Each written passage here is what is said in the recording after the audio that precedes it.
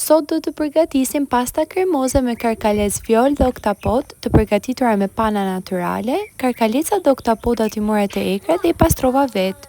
Mu desh shumë kohë që këtë recetë ta provoja vazhdimisht që të më dilte e shija perfekte dhe tani me plot gojë them që e kam bërë më të mirë se në restorant, ndiqeni dhe ju që ta mësoni. Pastrova karkalecat nga lëkuret dhe oktapotin, gjithashtu i priva në copa të vogla dhe me njëherë përgatisim lëngun që duhet me vaj ulliri, hudhër dhe lëkurat e karkalecave, i lëm të ziejnë dhe më pas i frulojmë me fruluesin e supës.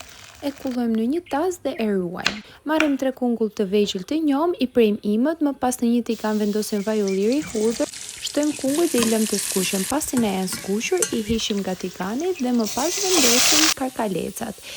I skuqim pak dhe vendosim dhe oktapotët. I lëm për disa minuta derisa të na jenë skuqur dhe i shtojmë më pas kungull.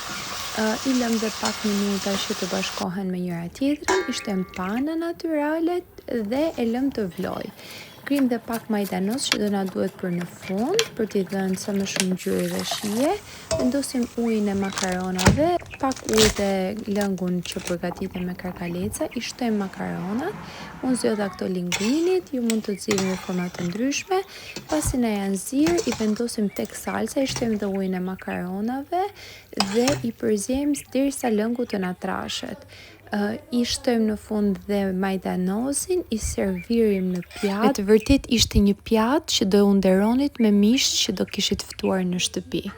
Ishte perfekte, ja kalonte dhe restoranteve. Ju bëftë mirë.